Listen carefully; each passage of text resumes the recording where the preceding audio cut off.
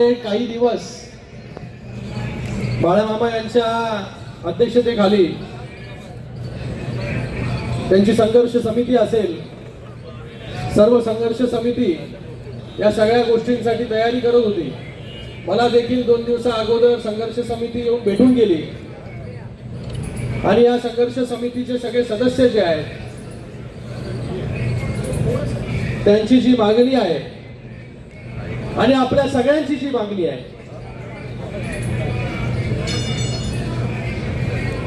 की लोकनेते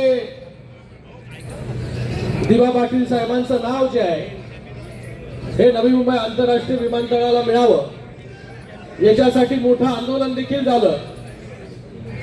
आणि त्या आंदोलनानंतर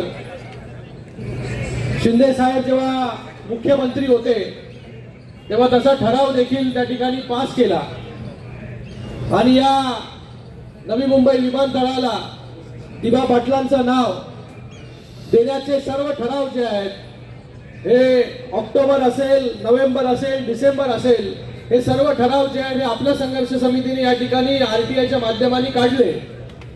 आणि या सर्व ठरावांच्या मध्ये जेव्हा शिंदे साहेब मुख्यमंत्री होते तेव्हा हे सगळे ठराव जे आहे दिवा पाटलांच्या नावाचे त्या ठिकाणी करण्यात आले आणि राज्य सरकारच्या माध्यमाने या नवी मुंबई एअरपोर्टला दिवा पाटील नवी मुंबई आंतरराष्ट्रीय विमानतळ असं नाव देण्यात यावं असा ठराव झाला.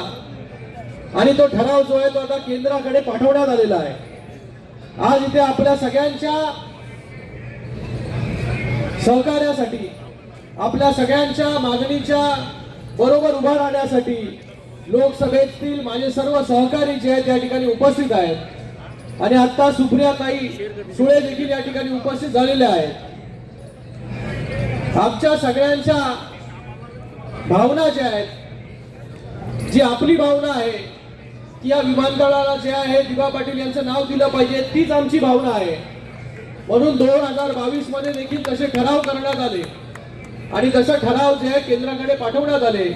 केंद्रामध्ये अप्पा बारमेजी असतील यांनी स्वतः जो आहे हा मुद्दा 0 आवरच्या माध्यमाने त्या ठिकाणी मांडण्याचं काम केलं आणि त्याला अनुमोदन देण्याचं काम आम्ही सर्व खासदारांनी या ठिकाणी केलं. आता सभागृह जे आहे हे चालत नाहीये, पण मला वाटतं या सभागृह जर बजरंग अप्पा पण इकडे आले, तुमचं पण स्वागत आहे, त्याचबरोबर निलेश लंके जी आहेत, त्याचबरोबर धैर्यशील मोहिते पाटील जी आहेत, बगरे सर इकडे आहेत, हे सर्व देशमुख साहेब आहेत, सर्व खासदार जे आहे हे या आंदोलनाच्या ठिकाणी उपस्थित झाले. म्हणजे आपल्या सगळ्यांची ताकद किती आहे या मंचावरती उपस्थित लोकांकडून जे खासदार आले ते गेले लाखो लोकांचे जे आहे प्रतिनिधित्व करतात. आज सर्वच्या सर्व खासदार या ठिकाणी महाराष्ट्राचे उपस्थित आहेत. तर मी आपल्या सगळ्यांना एवढंच सांगतो की जेव्हा जेव्हा वेळ मिळेल तेव्हा केंद्राकडे जे आहे ते पाठपुरावा करण्याचं काम जे आहे ते आमच्याकडून होईल. परवा जेव्हा समिती आली, या समितीला जे आहे थेट नागरी उड्डाण मंत्री राम नायडूजी ज्यांच्याकडे खातं येतं त्यांच्याबरोबर भेट देखील घडून आणली. तेव्हा बाळामामा देखील त्या ठिकाणी उपस्थित होते. तेव्हा बाळामामा म्हणाले, त्यांनी आता इथे म्हणत म्हणजे पक्षभेद जो आहे हा विसरून आपल्या मागणीसाठी जे आहे आपण सगळ्यांनी एकत्र यावं. मला वाटतं ह्याच्यासारखं जे आहे ते कुठलं एक्झाम्पल उदाहरण जे आहे ते असू शकत नाही की जिथे सगळे पक्षभेद विसरून जे आहे ही सगळी लोक या ठिकाणी उपस्थित झालेली आहेत, सगळे खासदार या ठिकाणी उपस्थित झालेले. आपल्या सगळ्यांना एवढंच मी सांगतो की येणाऱ्या काळामध्ये नवी मुंबई आंतरराष्ट्रीय विमानतळाला दिवा पाटलांचं नाव मिळावं यासाठी आपल्या बरोबर जे आहे आम्ही सगळे लोक उभे आहोत. दिल्लीमध्ये पाठपुरावा करणं असेल, माननीय